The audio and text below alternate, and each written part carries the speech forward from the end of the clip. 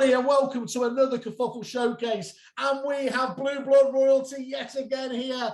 The wonderful Jane Gardner, JP Gardner Associates. How are you, milady? Oh, Simon, I'm all the better for seeing you. Obviously, made my week, my month. What can I say? Beautiful. And if it hadn't been for the fact that I know you've tripped over and hurt your leg, so just if anyone watching here, if Jane is grimacing, it's not down to my tortured inquiring interview style. It is genuinely the fact you're in pain, isn't it? Oh, I'm in a lot take I've taken the painkillers, so hopefully I'll be fine. Okay, well that's good. If you start drifting off again, I'll alert the authorities. Jane, it's difficult to know how to start this, given that there is legend is overused within this this industry. Obviously, just because this is about people here who may not know about your good self. Could just give them a really brief overview of your history within the industry, and then I'll say how I knew about your business and everything else. Just give a bit of background. Okay. We've got a couple of hours. Right, so I started in a estate agency in 1986. I know it's impossible to think that. I was only 2 when I started. So I worked for Connells, that company that's still going strong today. So I was with Connells for 6 years as I started as an estate agent. That was my journey, a great beginning. Then went out on my own and had my own agency, and literally that is kind of where I ended up in 2014 selling to Countrywide. So in that middle time, the agency Saul and Gardner did win lots of awards. So I kind of got to know you guys and got to know everybody from Kerfuffle and all the other lovely suppliers that are here. So that's it. But during that time, I started embracing social media into the business. I think I was one of the first estate agents in the country. It was about 2009, and I had my first Facebook page, built my own website, and started learning all things social, which was great for the agency. We did very well, and again won awards for our social media. So once the business was sold, a lot of people came and said, can you help me with my business? And I took my sort of social media magic and I've transported that into other agencies. I still do lettings. I'm an examiner for level 4 property mark. So, I keep my hand in and I do some consultancy work for lettings, but my main business and what we're talking about today is the digital marketing side of the business. And websites, we build websites, we run social campaigns, and we basically take on all of the marketing for agencies that's done online and offline as well, but just making sure that it's all tied in together. So I'm just thinking our pinks are a bit clashy. Sorry about that. I don't think pinks can clash. I think it's an unclashable colour. Look, I definitely think, just to reiterate, today is to talk about that, the digital side of things. It's how to use digital marketing effectively and win business from it. Always a nice one to do. Some do's and do nots to be aware of. But I'm going to just jump in straight away just to say that, you're quite absolutely right, as we did meet each other, as it were, across the awards and trophy tables, and I kept here Saul and Gardner, and obviously I was amazed at it was a relatively small agency, wasn't it? You punched so far above your weight in terms of at those awards, and I was luckily enough, once I managed to blag my way onto the judging committees. And we did, and I think it was really you in your pomp, really at your height there. And it was about when you were, it was the people, it wasn't actually directly reviewing you guys. It was reviewing some of the staff. And out of about 12 people, from memory, it was about 3 or 4 of them was Saul and Gardner staff. And I remember he wasn't a man to be easily impressed, Russell Manning of Manning Stainton, fantastic agent you'll know very well. But he reviewed a few of those, and he just said, "I don't know what she's doing down there." He wanted a change from opening an agency in Leeds to opening around you, just to find out what the secret sauce was. My question is supposed to is, first of all, that we'll get into some of this, and this comes down to your natural knowledge of the industry. But do you think it was a natural sort of development for you to go into social, given that that empathetic nature you clearly had with the staff led itself as well into the social media side of things for marketing and agency? 100%. I think I did that talk at Lettings Live back when we had those, and was explaining how Saul and Gardner was just the umbrella. It was all about the team, and it always is. It's always about the staff. You can have a brilliant branch with one member of staff or of 3 members of staff or whatever it is, and then they leave and then it's gone. It's just people. So right from the outset, we worked on the showcasing the individuals, making sure that people knew them as their own entity rather than it being a brand. So we were just a collection of really, really good people, and that is why there's such a beauty with social media and why so many people get it wrong. Because if you can use the power of social media, let's talk Facebook. What's in the name? I mean, people get it wrong all the time. Faces. Facebook is about faces. It is not, it's not about house after house after house. It's about the people. So yes, you can showcase your properties, but do it with a person in there talking, showing it, becoming, about that person. And some of my clients now are smashing it with regards to getting their team on camera. They have their staff trained, and so many times you hear it, and I know that it's in the industry anyway. Oh, I don't want to be on camera. I don't want to be on camera. You've got to be these days. That's where our and by the way, Jane, I have heard that after I can't think how many hundreds of people I've spoken to on camera, and literally 90% of the time they'll say, God, I hate going on camera. And here's the thing, agents, that's your job. You're brilliant at it. And I've genuinely never seen anyone clam up, once you're able to relax them and get in front of it, because your job day in, day out is to talk to people. You are you will always see an agent at a party. They're not the ones stood in the corner by themselves, are they? I think that's the reason why I chose a state agency, to be fair. And it's, nobody likes to see themselves.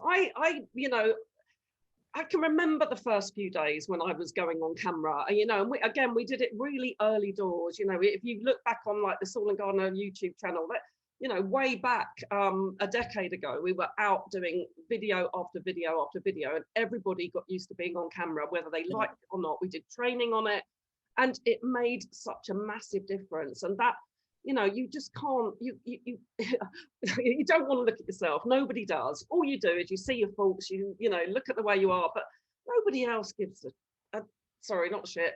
Nobody else cares. They really don't. If somebody's talking to you face to face, they can see exactly what they see on camera. Just because you don't like it, it's just the way it is. When you hear your voice on film, isn't it? You listen to yourself and you think, oh my God, does that my voice sound like that? Yes, it does.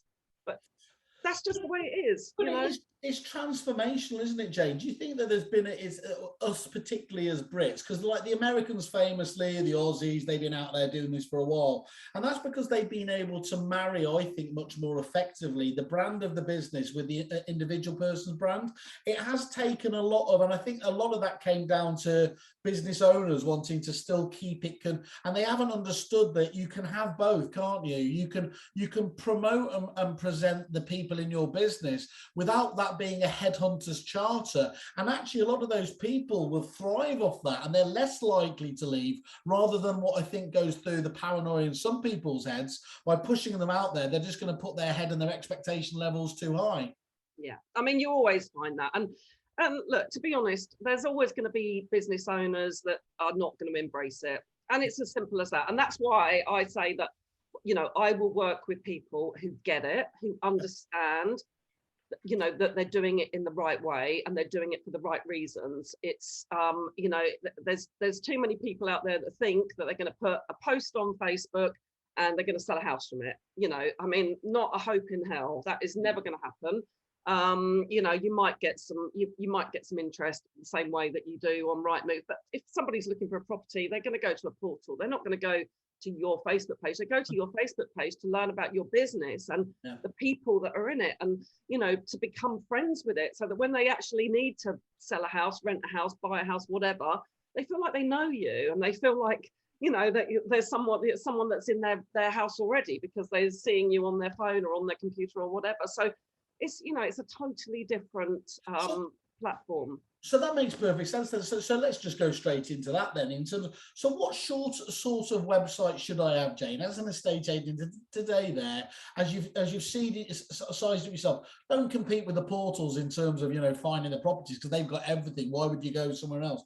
So what approach do you advise your clients then on the sort of websites they should go for? The first thing we always do is we look at who the audience is. So who are you trying to tempt by your website? Your website now is your shop window. So you think of the money that agencies spend on their shop window, doing their displays and their televisions and Nowadays, that money should be spent on a website. So when someone says, oh, I want something cheap, a couple of grand, okay, would you do that on your shop window firstly? Because you're going to have a lot more traffic coming past your website than you are coming past your shop window these days. So firstly, look at the people that you want to attract and talk to them. They're not one size fits all. Oh, landlords, vendors. Okay, landlords, there's a million types of landlords, and there's a million types of vendors. So let's look at who those people are. Look at your own database. I will say this, and agents just don't really know their own database. Where does your customer come from? Look over the last year, look at every sale that you've done, look at every let that you've done, and analyze those people. Where did they come from? Do they live locally? How do they know you? What's their lifestyle? Do they have pets? Do they follow a football team? What really hone in, because you can use all that information now. We know that digital is a big brother watching us. So the likes of Facebook, the likes of your website, the likes of Google, they know everything about you because they follow you every day that you're online. So the more information you know, the more you can tell these, your platforms, your Googles, all your social media platforms, the type of person you're looking for, and then it will find those people for you. It's all done for you. But if you don't know who your customer is, then how the hell are you going to explain that? So first and foremost, if you're thinking about going online or getting a new website, look at your database and really think about the person you're talking to, and then design everything for that person. If it is that you deal with student lets, so you might have investor buyers that are looking for HMOs, then that's all the information you're going to have. If you're selling like a fine and country, so if you're selling to people who want a discreet, they're maybe well-known people or whatever, then you've got to portray your vision in that way to attract the people that you want. What the most of the agencies that I work with, and which was very much my niche as well, was just dealing with local people who wanted to know you. So therefore, let's talk to them in that way. Let's give them the information that they want. Make sure that they can find everything they want to about me. Have a real our team pages on websites, and I'm sure any of your other website guys, Ben, and all the rest of it, they will tell you the same. Team pages are always one of the top pages that people go to, because people want to know. Isn't it? They want to know who they're dealing with. Yeah. So you mentioned niche there. How niche should people go, Jane? I suffer from, as you've said many times when you stand there yawning at me, that I can turn a one sentence into War and Peace, because I have a paranoia of missing out saying what we do and everything else there. Yeah. And I know you see this all the time on sites, don't you, that they're too heavy. Marketing talks about specialization and segmentation. How should people start? Should they understand that niche and stick to it, or do you specialize once you've nailed that niche, then you move on from there? Look, I think everyone's at a different stage, and so it's going to depend on who you are and what you do. But once you know what you're great at, surely you shouldn't be in business if you don't know what your USP is. You don't know what it is that makes people come to you. But loads of people, I would argue there, Jane, I've sat in lots of rooms with business owners and they're asked that, you know, almost that elevator, and it's clear they don't know what their secret sauce is, their USP, isn't it? And this is, again, regardless of whether it's the website or otherwise, you need to get that and nail that quick, don't you? You 100%. And you know, I think the trouble is that nowadays there's so much stuff out there, there's such a lot of noise, and obviously that's what you guys do, is that you're helping people to make sense of the noise. Yeah. But quite often people don't really get it, and they're like, oh, I'll have a bit of this, or I'll have a bit of that, have a bit of the other, and then they've got all this mishmash of stuff, and actually what are you doing with it? You're not, you know, half the time people don't even use most of it, and they're you know, oh, I've just got it because I needed to have that, or I've just got this because I need, you know, sit down and think about it properly. Have a proper marketing. Estate agents are really bad at having marketing teams. You know, it seems as though, you know, we're we're salespeople. We're not marketing people. Okay.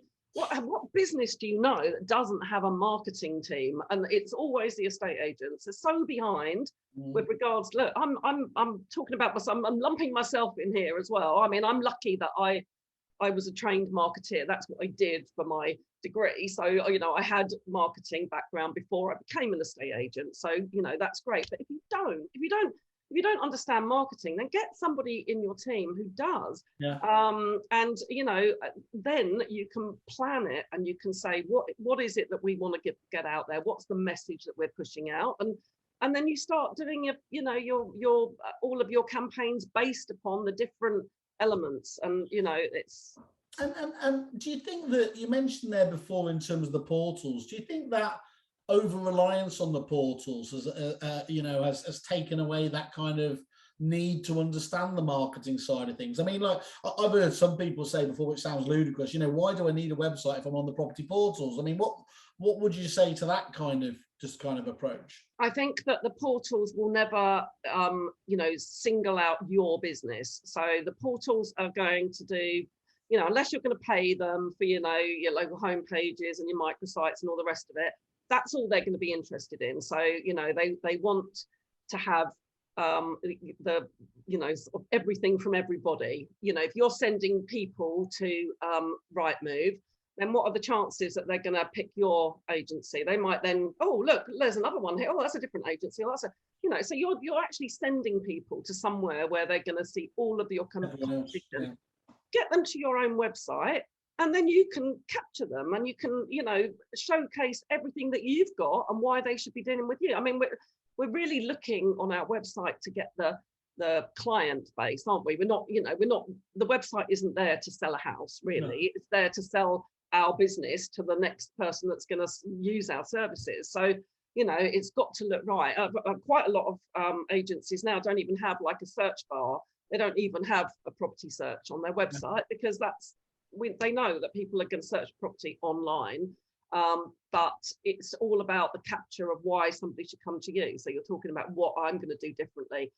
So yeah, if you want to rely on the portals, but you know, you're in the melee then, aren't you? You're in with everybody else, and if you don't stand out, well, you know, that's your problem. But you have it on your website, that's it, your niche, they're captured. And if you can keep them on the website, which is why we always have to work very carefully of the journey on somebody. You know, you don't want someone to just land on one page and then be off, unless it's a landing page, which is totally different to a normal page. You know, so if you're doing something for data capture or whatever, then that's a landing page. But if you're, you know, trying to keep someone on your blog, for instance, then once they've read one blog, you want them to, oh, how about this one? This one's of interest to you. And you want to make sure that flows, and you can look at your analytics and see that somebody stays on, and then they go to the next page and the next page.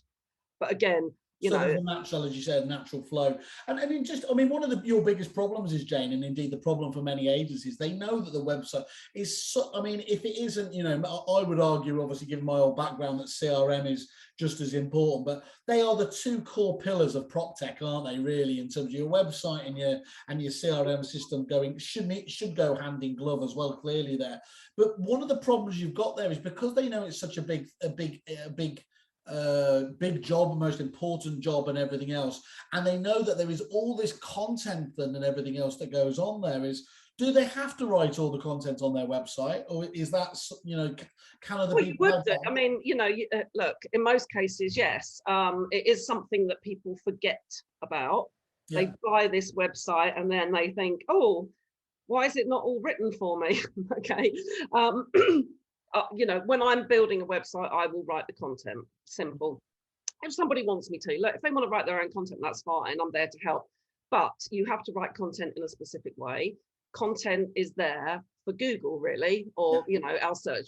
Google is the biggest search engine, as we know. So, you know, we write everything in a way that it's designed that Google will know exactly what it is that you do, where you do it, and who you do it for. And that is very, very important. So that's what you would class as SEO. Yeah. A lot of people don't think about that. So our websites have an amazing SEO package on the back of them.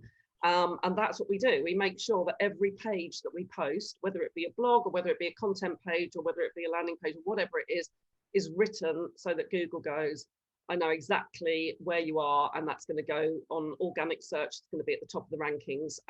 And that's the really important point there, isn't it, Janie? Is just when people hear SEO, a lot of people wrongly kind of think, oh, that's going to cost me. It's, you know, it's AdWords and it's paid for. What we're talking here is actually the beautiful. So there are many reasons to not like these tech giants, but actually what Google does fantastically well is when it organically says this, you know, we have spidered that website. We know that this is what they do well. They will match that up to people, and that's where the magic happens, isn't it?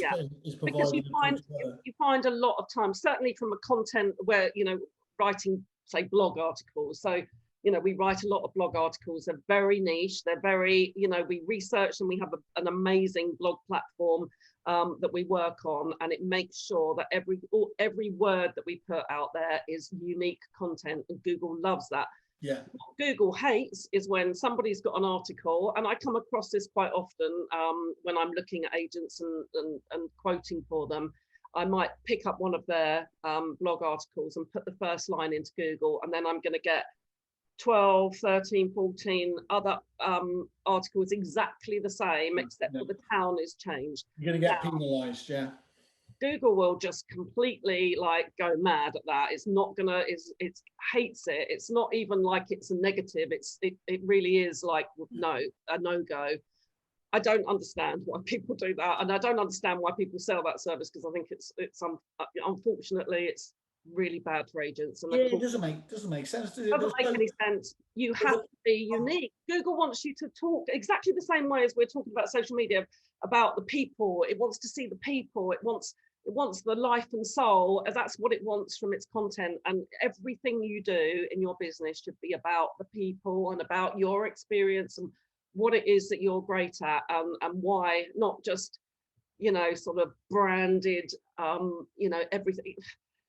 Well, actually, in fairness, the branding is something that most social platforms don't like at all. So again, it's very difficult when you're a branded corporation, or if you're somebody that, you know, everything has to sit within that box. It's quite difficult to utilize it in a good way, because it's not really designed like that. It's not designed for uniqueness.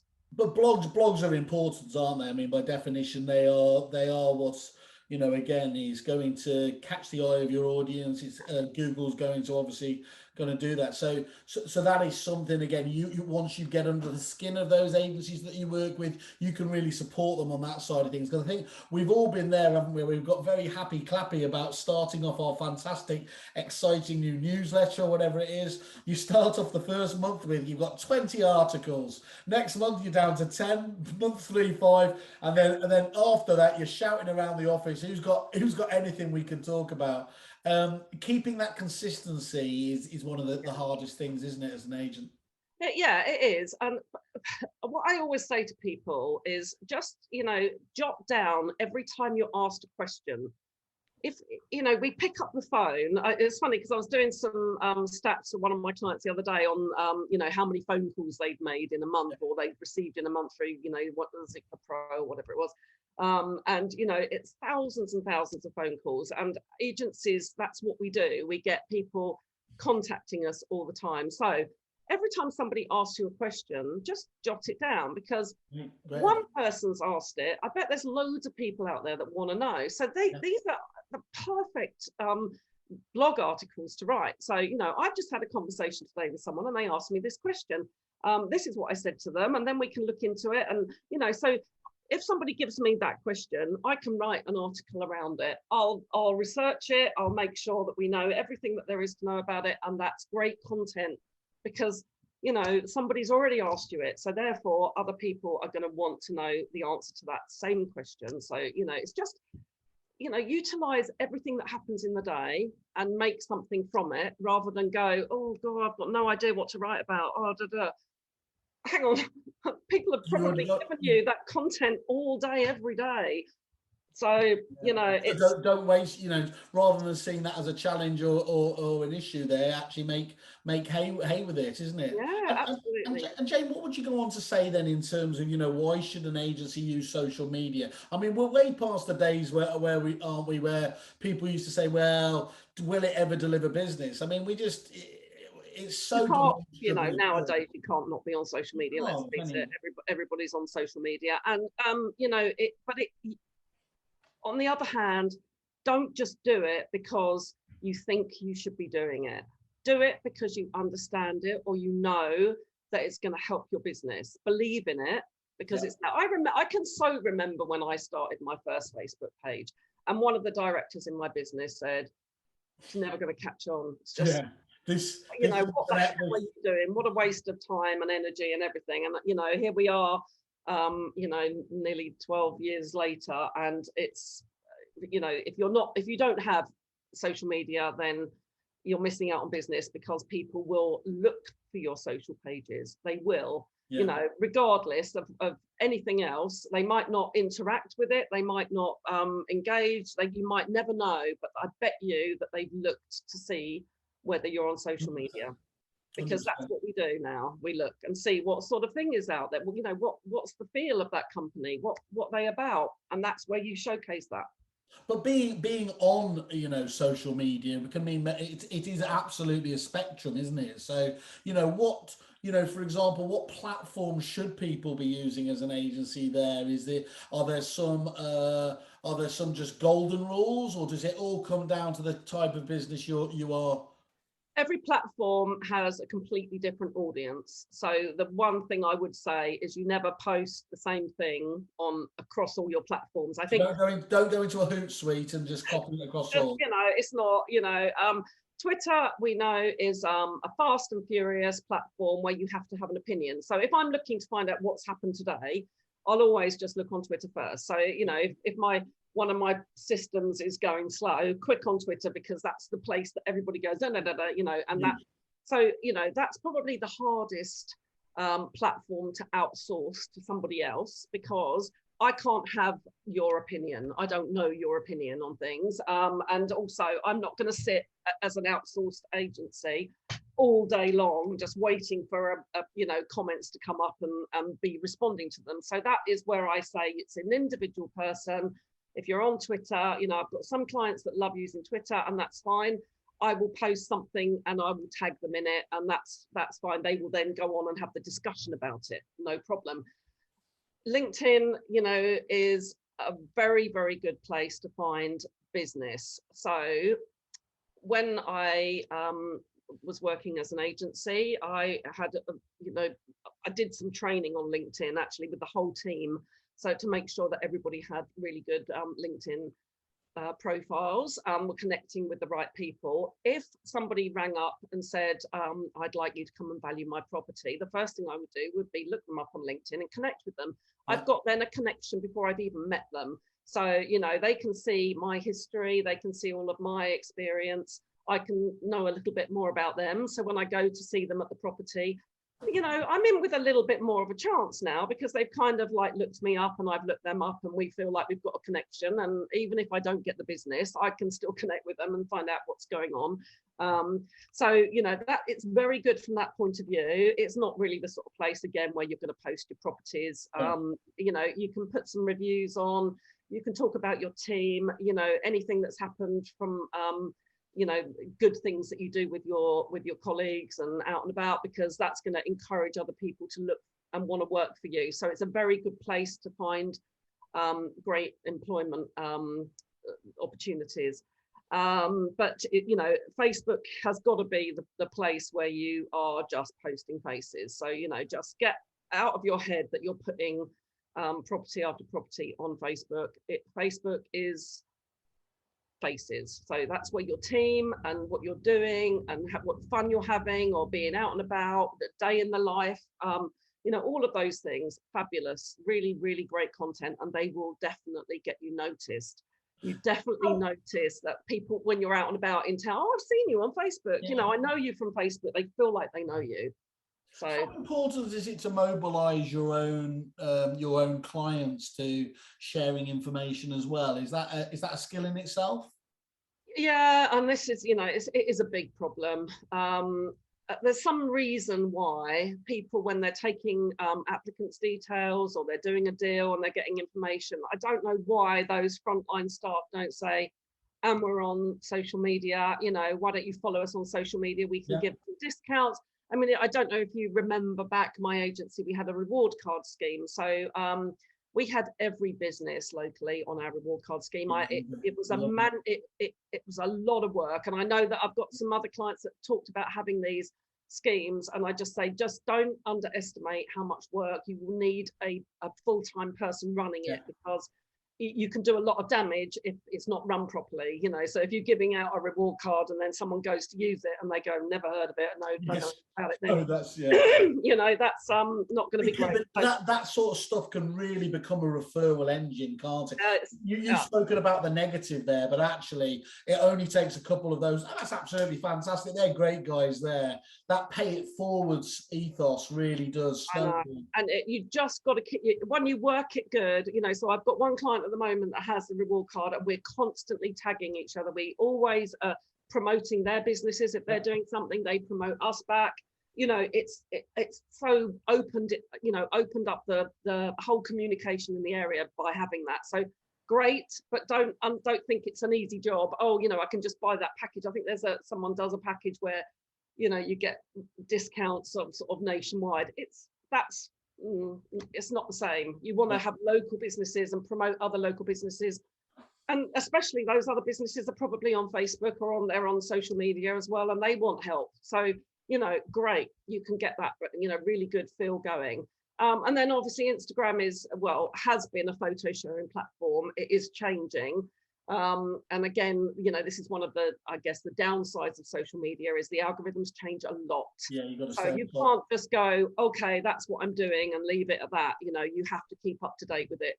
We do that. That's our job. So when it's outsourced to us, we know what to change.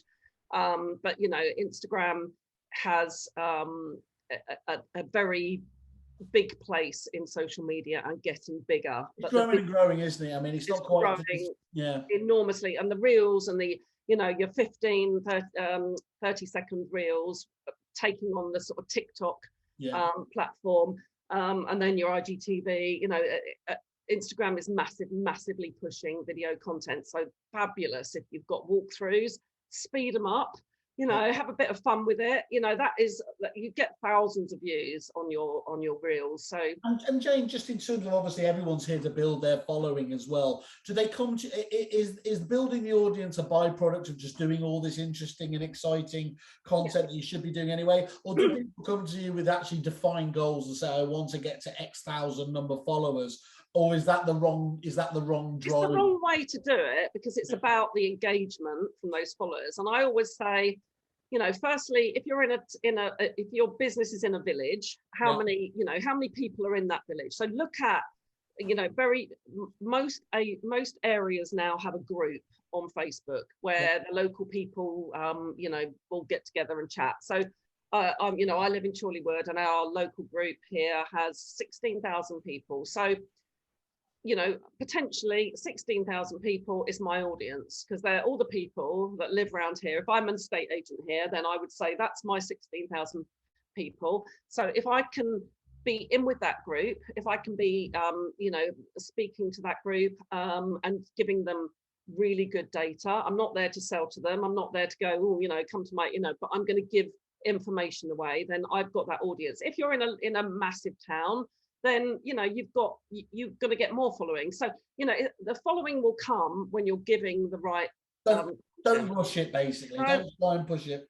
It's one of my, just on that, one of my clients has got a landlord group. So within their Facebook page, they have a specialized landlord group, and it's just got their landlords on. So it's a again, a complete and utter like closed audience full of the right people, so whereas on your normal page you might have people that are never going to buy or sell a house, but you might have some that might do it in 6 months, you might have some that did it before, and now so that audience isn't there to look at a property and a property and a property. They're going to go, oh, unless they're beautiful houses and everyone's a bit nosy, but they're not. Well, what you've got there is you've got the classic trade-off, haven't you? You've got lots of numbers there, but with low engagement. Or the more specialised you get, of course, is you might have much lower numbers there, but they are highly engaged, and they're going to see you as the thought leader, which ultimately, of course, is where you're after. And just in terms of that then, Jane, so if we talk about, obviously, again, probably one of the wrong stats in terms of the vanity stats that we talk about, followers and everything else, how do you ultimately then migrate and move those to, all this social engagement into actual business leads for your company? It's probably one of the hardest things to do, because I don't think people would come and do business with you and necessarily say, I'm doing business with you because I've seen you on Facebook. Yeah. I don't, you might now and again, but it's not from your news feed we're talking, not from ads. That's a totally different thing. So this is just from your again, your company profile, where you're talking about things. It's and again, one of the issues is that the staff sitting at the front desk that are taking those details from somebody, I bet they're not asking, have you seen our Facebook page? And that is a problem. There's a gadget that you can get called, I think it's called Swirl or something like that, and it's got the numbers. So I love them. I have got one myself. In an office, I always say to people, get one and put it in the office, because there's nothing better than seeing that tick up. And it does encourage the people sitting at the desk to say, why don't you like our Facebook page, and then we can watch that go up. I think it's a brilliant one, Jane. I think it is. I'll post it at the end. I'm pretty sure you're right. It is Swirl. It's a French company. And I think that being able to link that, you always see them, with baristas and things like that. Being able to see that and link that into it is it's a tangible connection, isn't it? Because if you're not asking, you're not going to get. It's as simple as that. So you've got to encourage your team to be part of it. When I do all of my social clients, we have a WhatsApp group, and we're always in touch. I always say, get everybody on it. We have like loads of people. We'll have a bit of banter. I feel like then that they know I'm here. So if something happens in the day, something good, or they're out and about, I just encourage them to send me as much information as you can, and I will use that how I see fit to use it. But it's, if you're not doing that and there's somebody in the background just doing the social media, and there's no connection with that front line, it's just never going to work. And talking about that connection, Jane, should you allow one of your negotiators to run the account for you in a business, or is that very difficult? no? It's kind of like it is a big job. I know people think, oh, you're just posting on Facebook. You're not just posting on Facebook. You're making sure that that content looks great, and that it's going out at the right time and it's got the right information on it. So if you're expecting somebody whose job is to sell property or to rent property to also be doing your social media, what's going to take precedence? Suddenly they're busy and their clients are coming in and then the social media's gone out the window, and the consistency and just constantly being there and doing posting and answering questions and having, I have now Facebook loves you to have a WhatsApp messenger. So, people are contacting you all the time on social media. Yeah. You can't expect, so have somebody that's dedicated to it. And yes, you might say a young person, but have they got the experience to talk to that person? I've taken over accounts where they've had somebody in-house. And actually that hasn't worked out because that person hasn't been able to deal with you know, conversations on social media and handle it correctly. And I can, and, you know, my team can. We know what to do and what to say and how to, you know, make a, I don't know, I would say complaints are great because there are opportunities to, you know, really turn something around. So, you know, but again, it's a training thing. And so normally it's better to have it, you know, have somebody that knows what they're doing. So I wouldn't say it's necessarily a youngsters thing. There's more older people on Facebook than there are youngsters. So, you know, it's I think that leads us perfectly into the specialization thing. And again, what you're able to do there, Jane, is you've got let's be honest, you've got a number of, you can do it all yourself. And there's nothing wrong with that, but in terms of understanding what the time and energy dedicated, you do need to set aside that time, because otherwise nothing's going to be happening. Secondly, you can just use a social media, you know, marketing agency or something like that. Now, the big problem with that is that you aren't, you know, again, it'll take ages for them to get you. They don't understand property. You know, you keep going back. Arla, you know, I think you're the top rated, you know, you have the top rating qualifications at Arla. You talk to a normal marketing agency and they're going to think Arla is the milk board, isn't it? That's what it strikes me as. Again, ignore the local guy, ignore the person who's a specialist outside of there's a lot you can learn from those people, but unless you want to spend what will seem like a lifetime educating them on what property is about, and who has the time for that? That's where I see you've got a real niche here, Jane. Yeah, no, I mean, my heart and soul goes into everything I do, and my team know that. So, you know, I do oversee everything. Clearly, I can't, you know, handle every single account. So everybody has an account manager, but we discuss everything. I'm here for expert advice. You know, I can talk about what the best downloads would be, and I can make those downloads for you, and I can put it onto your website, and I can do everything. So, you know, you don't have to worry about it. You don't have to give any sort of massive direction to your agency. I can deal with all of that because I know how to. And I know what to say, and you know, all the sort of legislation that goes with the state agency. And that's so invaluable. You've been really kind enough, haven't you? You said for Kerfuffle members, you'll actually give them a health check where you'll sit down, go through them as well, talk about what they're doing, try and understand. And it is, you need to understand both sides as well. I know, Jane, you probably won't say this, but it's really important you get a feel for the company as well, isn't it? Because as you do, when you throw, you know, you're all about passion and everything else there. And to be able to have that passion there, you need to be able to connect, don't you? Yeah, I need to be part of the team firstly. I'm not an outsourced person that you don't see. I have to be part of it because I need to know what the vision is, what your drive is, where your business is going, what you want from it.